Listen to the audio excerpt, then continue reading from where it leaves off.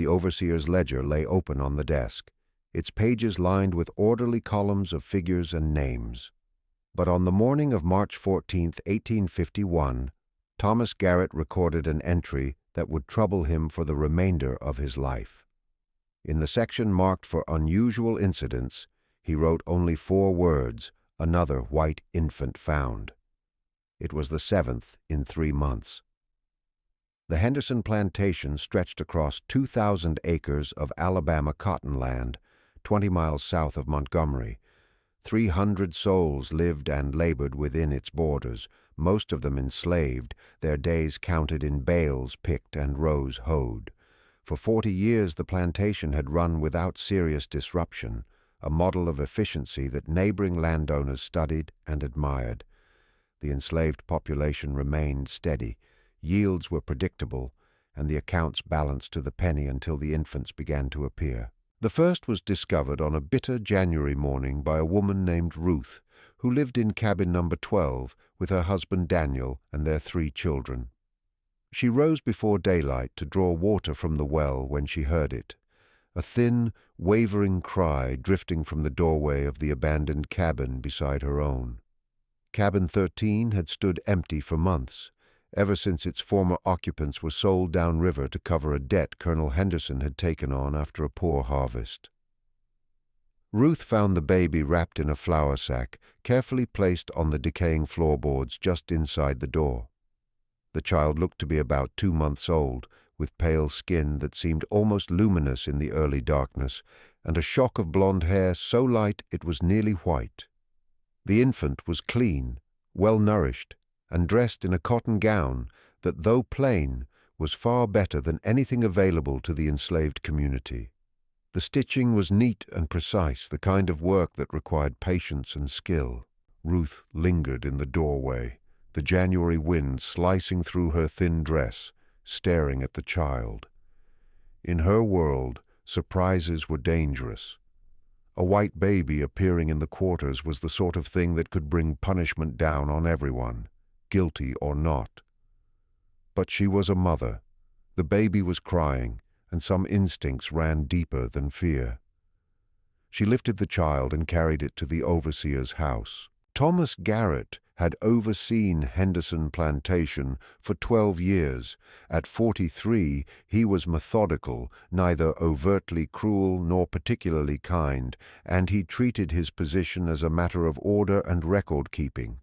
He had come to Alabama from Virginia, where he learned plantation management under his father, who ran a smaller tidewater operation. Garrett took pride in maintaining an orderly enterprise. The enslaved workers were healthy and productive, the tools maintained, the ledgers balanced. Colonel Henderson trusted him, a confidence earned through years of steady service. An unexplained infant to Garrett was first and foremost an administrative problem. White babies did not simply appear in slave quarters. Someone had brought it there. Someone knew something, and it was his responsibility to find out. He questioned Ruth thoroughly in his office, a small building next to the main house that functioned as the center of plantation operations. The room was plain and practical, furnished with a desk, 2 chairs, and shelves filled with ledgers recording every detail of plantation life. Ruth stood before him with her hands clenched together, eyes fixed on the floor as she had been taught. Had she seen anyone near the cabins that night? No, sir. Had she heard anything unusual? Footsteps, voices, the sound of a horse or wagon? No, sir. Did she recognize the flour sack or the gown? No, sir. When exactly had she found the baby? Just before dawn when she went for water. Was there anything else strange about the cabin or the area? No, sir. With each answer, her nervousness grew. She knew that bringing strange news could be dangerous. She truly knew nothing. Garrett believed her. He had managed enslaved labor long enough to recognize genuine fear. Ruth was as confused as he was. Garrett sent word to the main house where Colonel Marcus Henderson and his wife lived. The colonel was in Montgomery on business, renegotiating a cotton factor's contract. Mrs. Elizabeth Henderson arrived at the overseer's office within the hour. She was tall, in her 50s, with iron-gray hair pulled into a severe bun and sharp blue eyes that missed little. Born into one of Virginia's old families, she had brought money and connections into her marriage.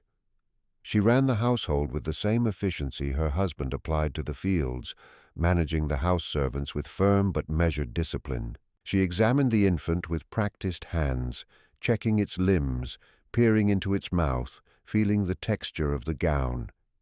Mrs. Henderson had raised 4 children and overseen countless births among the enslaved women. She understood babies and recognized quality immediately. "This child has been well tended," she said with certainty. "Look at the skin. No rash, no neglect. The baby has been bathed and fed properly. And this gown, this is fine cotton expertly stitched. Someone with means has been caring for this child. Someone with access to good cloth and the skill to sew it." But why leave it here? Garrett asked the same question. Why abandon a child in the slave quarters when orphanages and churches in Montgomery would take it in? Mrs. Henderson had no answer. She secured the baby more snugly and ordered a house servant to prepare a basket of supplies. She said she would take the infant to the county orphanage herself. Mrs. Whitfield would know how to handle it. As for who left it and why, she told Garrett that was for him and the colonel to determine, and she advised him to begin investigating at once. She assumed the matter finished, unfortunate but not unheard of. Babies were abandoned for many reasons. This one would be cared for and placed with a family. Life would continue. But 3 weeks later, it happened again. This time the baby was found in cabin 7 by a man named Joseph when he returned from the fields at dusk. Joseph was a field hand in his 30s, strong and dependable, known for steady work and a quiet manner. He had been married once, but his wife died in childbirth 5 years earlier, and he never remarried. He lived alone in cabin 7 at the northern edge of the quarters. When he opened his door that evening, worn out from clearing land for spring planting, he found a white infant lying on his sleeping pallet. The circumstances were the same. A white baby, around 3 months old, wrapped in clean cloth, placed carefully as if to ensure it would be discovered quickly. The child was healthy and calm, blue eyes staring upward with the unfocused gaze of the very young. Joseph froze in the doorway, his mind racing. A white baby in his cabin could mean death if the wrong accusation were made. Innocence would not save him if suspicion fell his way. Yet hiding the child or moving it would look worse. He had no choice but to report it. He carried the baby to the overseer's house, his hands trembling slightly as he passed it to Garrett. Garrett felt a genuine unease take hold. One abandoned baby might be explained by desperation or shame. 2 suggested intention and planning. Someone was deliberately leaving babies at Henderson Plantation, specifically in the slave quarters. But why? He questioned Joseph as thoroughly as Ruth and heard the same answers. The cabin was empty when Joseph left at dawn and occupied only by the baby when he returned. Nothing else had been disturbed. This time Garrett investigated more deeply. He walked the quarters that night, searched the ground around cabin 7 for tracks, questioned others about strangers or unusual events. He examined the cloth for marks or distinctive weaves. He found nothing. The cloth was good quality but ordinary. The quarters had been quiet, the ground showing only normal foot traffic. The second infant joined the first at the orphanage, delivered by Mrs. Henderson with growing concern. 2 white babies in 3 weeks felt less like chance and more like pattern. Colonel Henderson returned from Montgomery 2 days later and was briefed by his wife and overseer. At 58, he was practical, having built his wealth through planning and calculated risks. He was respected in Montgomery, served on bank boards, and advised other planters. Unexplained infants on his land threatened both mystery and scandal. If word spread, his reputation and business ties could suffer. Questions would follow. Speculation would grow. He ordered the night watch doubled. Men were to patrol the quarters hourly after dark, posted at both ends, walking the full length. Whoever was responsible would be caught. Someone had to approach from the road, fields, or woods, but the patrols found nothing. Night after night passed quietly. The routines remained unchanged. No one entered or left who should not have. And yet, 3 weeks after the second infant, a third appeared. This one was found in cabin 19, in the southern section farthest from the main house. A woman named Hannah discovered it while waking to feed her own baby in the night. Hannah was 24, mother of 3, married to Samuel, a plantation carpenter. She was a light sleeper, trained by years of tending children. She heard no footsteps, no doors, nothing at all. Her husband slept beside her, her children nearby, but in the corner where there had been nothing before lay another white baby wrapped in the same clean cloth, wearing the same simple, well-sewn gown. Hannah's scream woke half the quarters. By the time Garrett arrived, a crowd had formed outside cabin 19. Fear hung thick in the cold March air. In their world, unexplained events meant danger. Whispers spread of spirits, curses, omens. Some elders recalled old stories of unseen beings leaving signs. Others spoke of warnings or punishments. Garrett broke up the crowd sharply, sending people back to their cabins. Panic would only worsen things, especially with spring planting near. He took the third infant to his office. Examining it more closely by lamplight, he noticed something new. A small birthmark on the left shoulder, a port wine stain shaped like a crescent. It was the kind of mark a mother would recognize instantly. He noted it carefully in his ledger. 3 infants in 2 months, all white, all healthy, all well cared for, all appearing overnight despite security. It felt less like a crime and more like something unnamed that unsettled him deeply. The 4th baby appeared in early March, found in cabin 23 by an elderly woman named Sarah who had lived on the plantation for 40 years. She discovered it at dawn, placed just inside her door, as if whoever left it knew she would rise early. Sarah was known as a healer, skilled with herbs and remedies. She wrapped the baby and brought it to Garrett without speaking. The 5th came a week later in cabin 4, found by a newly married couple. The 6th was discovered in cabin 16 by a man from the stables. Each time the pattern repeated. Healthy white infants appearing overnight, no explanation. Despite more patrols and vigilance, no one saw anything. Fear spread. Work grew tense. Productivity fell. Garrett dealt with an increasingly anxious population. People feared sleeping and waking, fearing what they might find. Even the white overseers were unsettled. In a system built on order, the babies represented chaos. Garrett increased security again. Guards were posted at the entrances, boundaries patrolled, dogs brought in. Nothing helped. The babies continued. Colonel Henderson called a meeting in mid-March with his senior staff. Garrett attended along with Benjamin Cross, the head driver, William Porter, the stable master, and Margaret Sullivan, Mrs. Henderson's assistant who managed the household staff. They met in the study lined with books and ledgers documenting decades of control. The colonel said they faced a problem beyond explanation. 6 infants in 2 months, no answers, morale and reputation suffering. He demanded solutions. Porter suggested someone outside was using the plantation. Garrett argued patrols would have seen them. Cross insisted it must be someone inside who knew routines. Mrs. Sullivan asked where the babies were coming from at all, pointing out the resources required. No one had answers. Mrs. Sullivan suggested perhaps the babies were brought from nearby, close enough to travel unnoticed.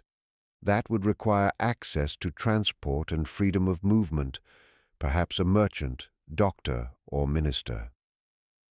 The meeting ended without resolution. The colonel ordered a census. Every person would be examined. The process was invasive and resented. For nearly 2 weeks, the quarters simmered with tension. The results showed nothing. No hidden births, no missing supplies, no secret spaces. And yet, on the night the census ended, an eighth baby appeared. This one was found in cabin 9 by a 17-year-old girl named Clara, who lived alone after her mother's death. She worked in the main house laundry and had access others did not. When she found the baby, she did not scream.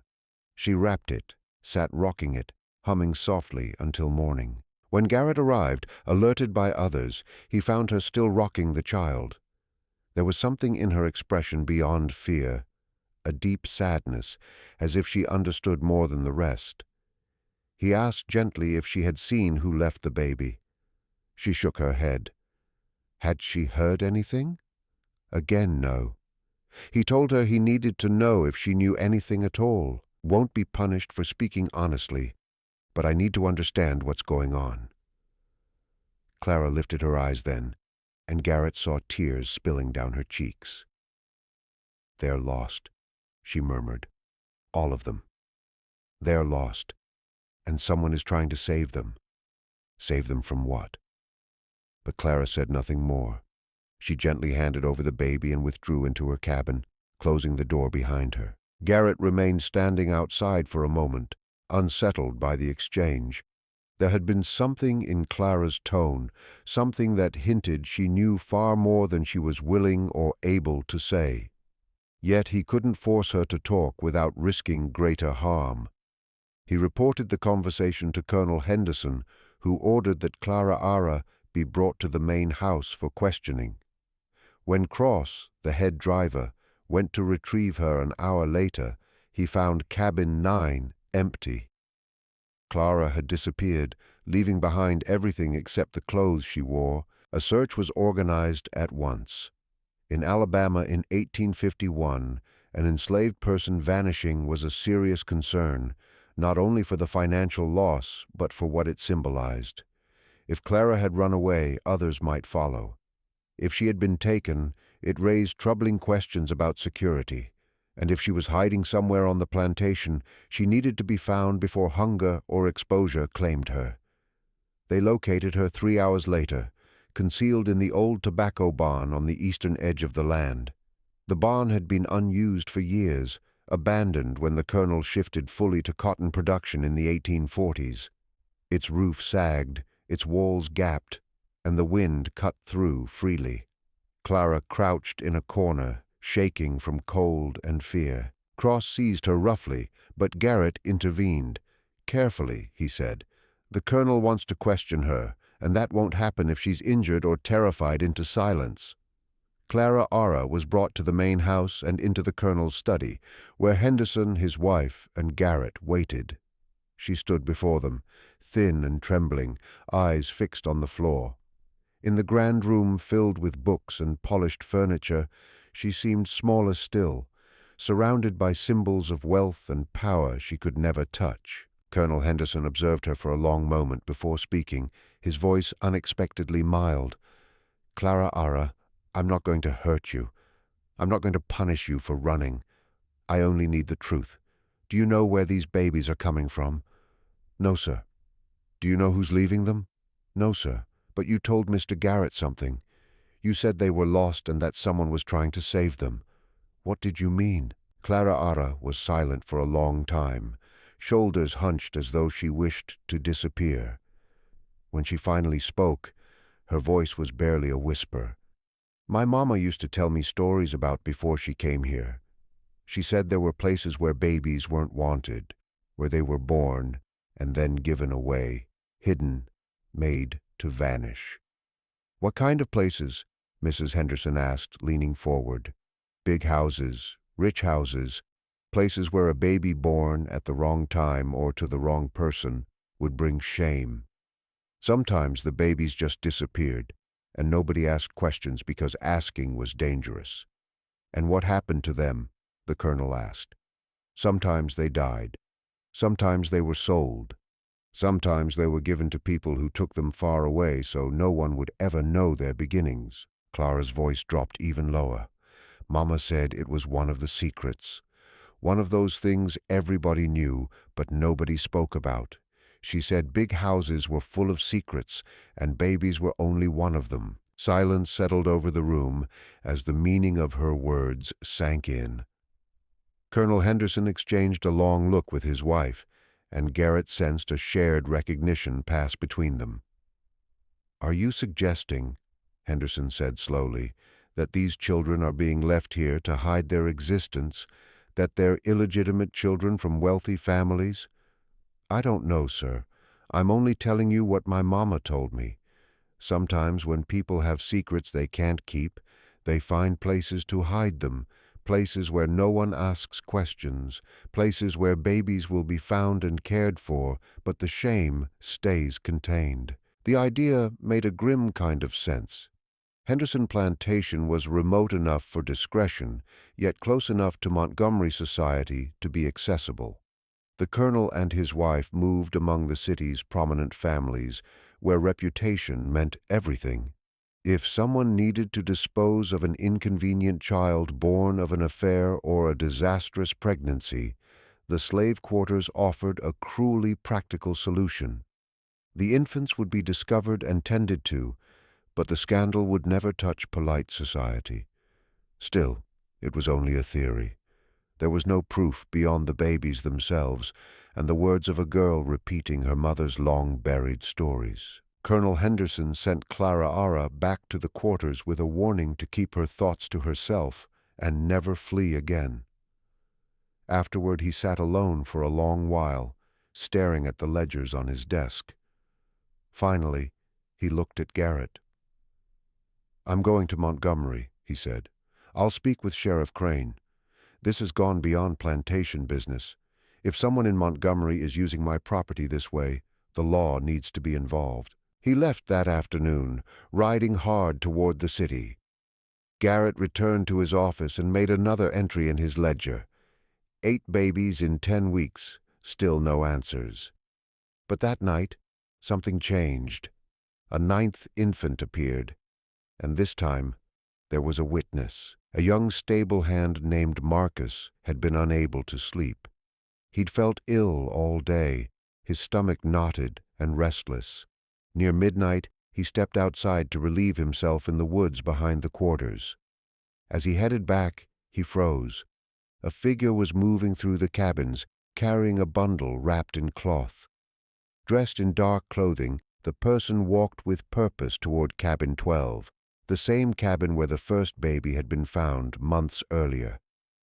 Marcus watched as the figure reached the door, set the bundle inside, then turned and moved quickly away, heading not toward the road or woods, but back toward the main house. Marcus waited until the figure vanished, then rushed to cabin 12.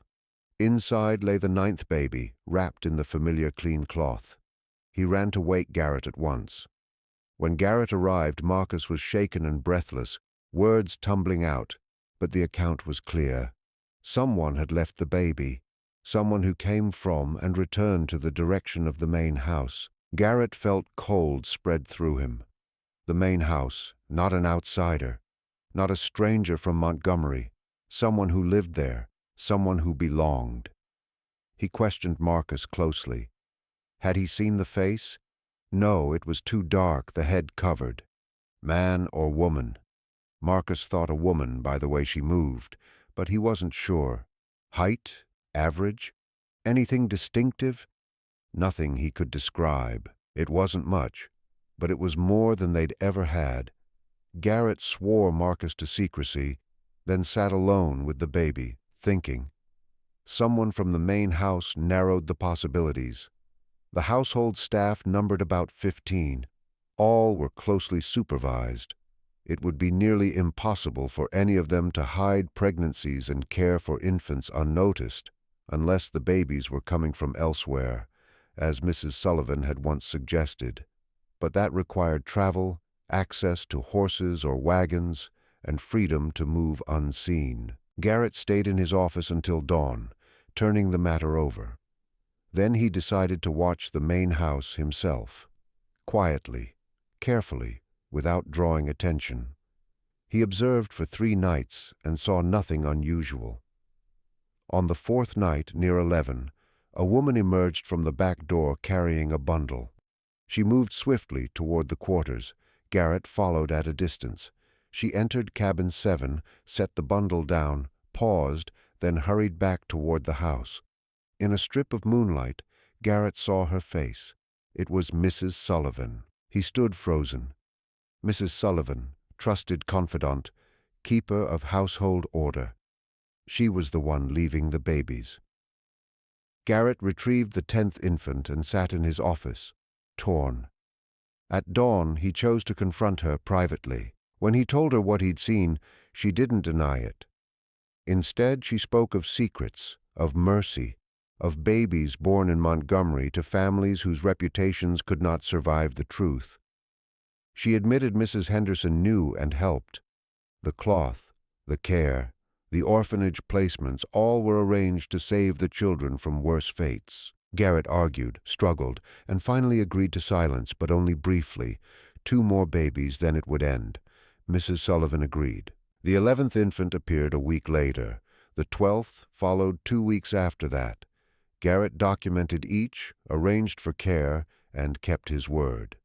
After the 12th, the placements stopped.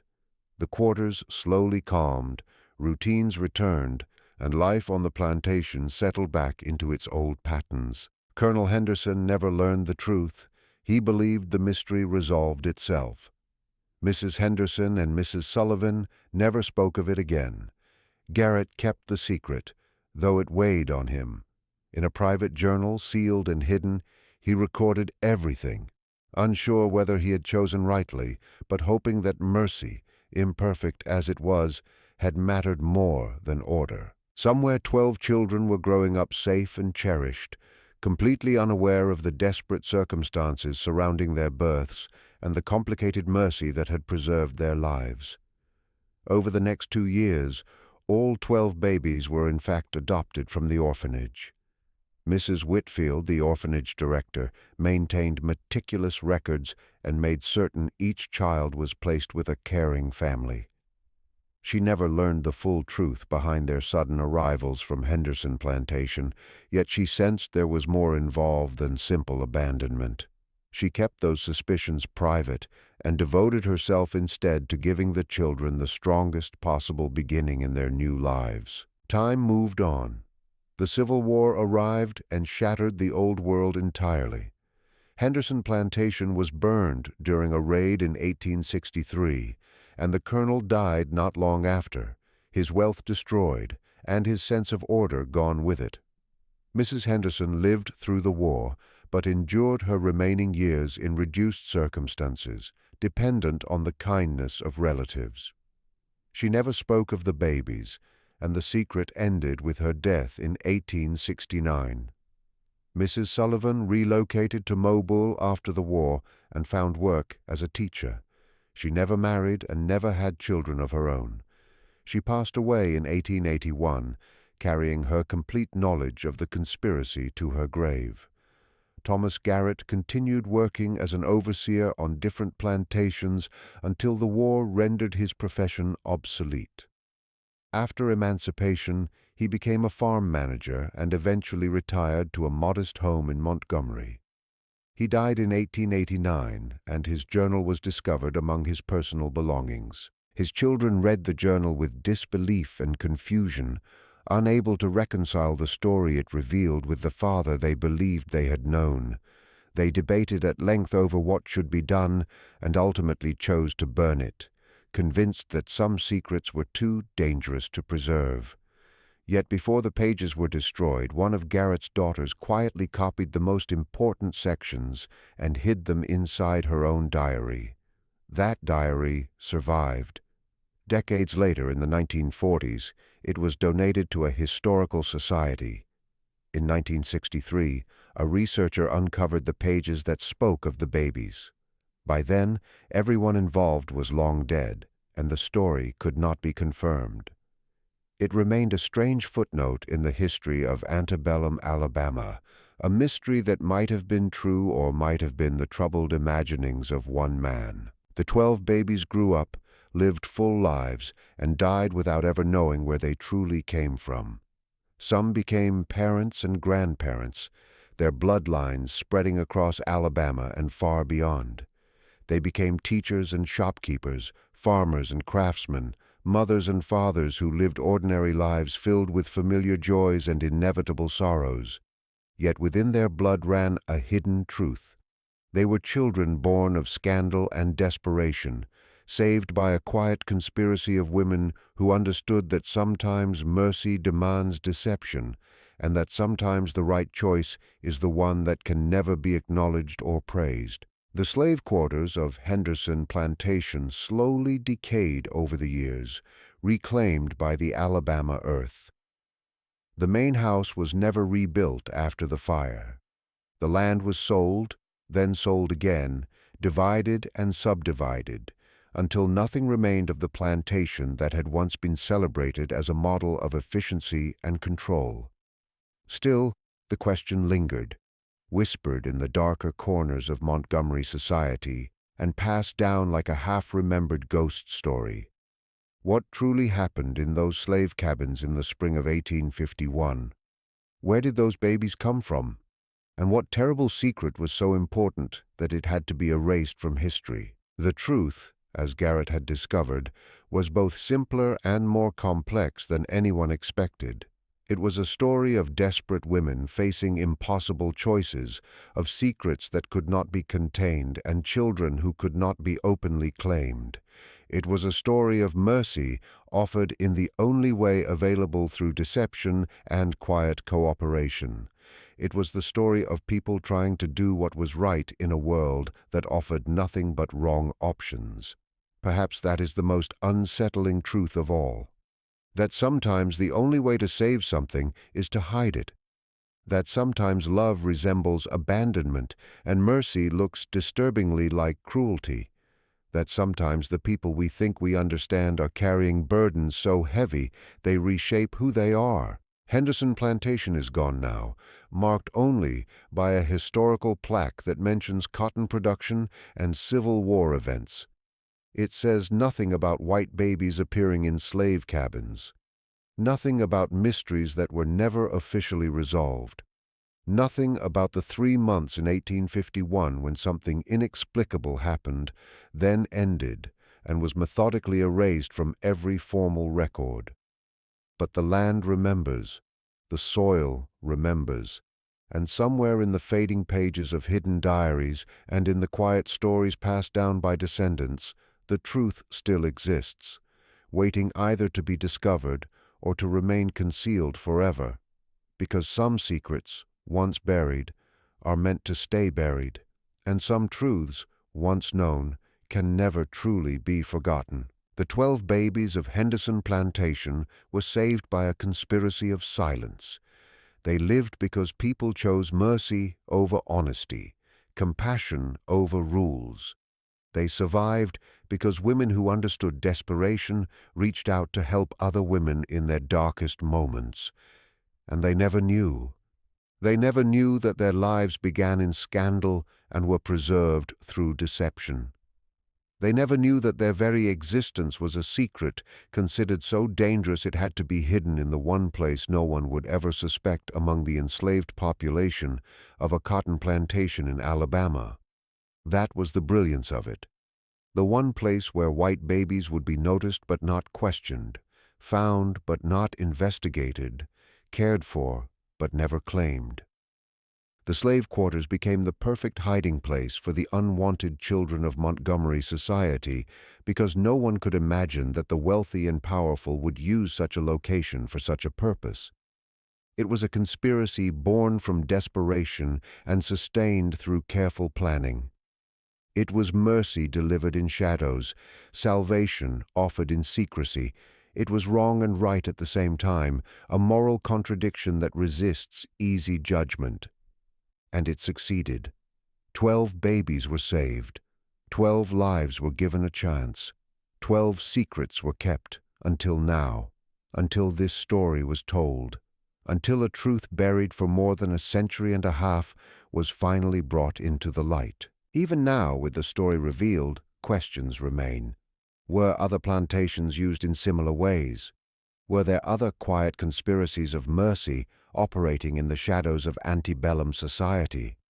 How many other secrets lie buried in Southern soil, waiting to be uncovered or waiting forever to remain hidden?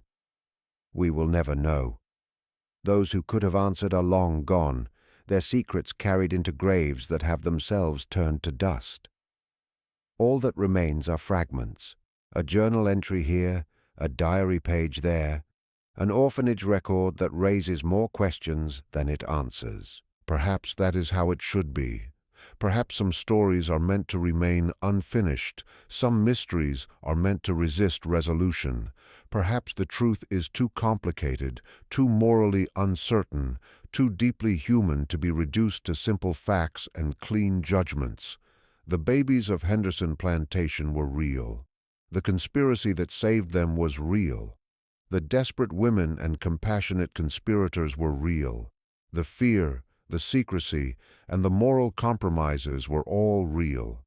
And somewhere in Alabama today, people are walking around with this story in their blood, descendants of those 12 babies carrying a mystery they do not even know exists. That is the legacy of Henderson Plantation.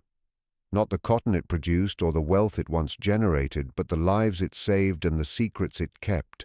Lives that mattered.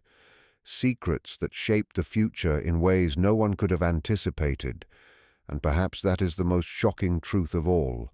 Not that white babies appeared in slave cabins, but that they were placed there deliberately as part of a conspiracy of mercy that preserved lives while concealing the truth. Not that a mystery existed, but that it was solved and then intentionally buried again. Because the truth was too dangerous to acknowledge. That is what was finally uncovered. Not a simple explanation, but a complicated truth. Not a clear villain, but a web of desperate people making impossible decisions. Not a scandal meant to be exposed, but a mercy meant to be protected. In the end, the secret was kept. The babies were saved, and life continued forward, carrying the weight of hidden truths and unspoken mercies into a future that would never fully understand what happened in those slave cabins in the spring of 1851. The moral of this story is that truth and goodness do not always walk the same path. In a world shaped by cruelty, rigid rules, and impossible social pressures, people are sometimes forced to choose between honesty and compassion. This story reminds us that morality is not always clean or simple. Sometimes doing the right thing means acting in secrecy, carrying guilt, and accepting that you may never be thanked or understood. Mercy can look like deception, love can look like abandonment, and justice can be blurred by circumstance. It also teaches that systems built on power and inequality create situations where innocent lives pay the price for reputation and control. When society values image over humanity, the burden of fixing what is broken falls on individuals willing to risk themselves for others. Those who saved the children did not act perfectly, but they acted humanely. Their choices were born from empathy, not self-interest. Ultimately, the story warns us to be careful in our judgments. We rarely see the full weight of the choices others make. Some people carry lifelong secrets not because they are evil, but because they chose mercy when the world offered them no good options. And sometimes the greatest acts of love are the ones that can never be spoken aloud.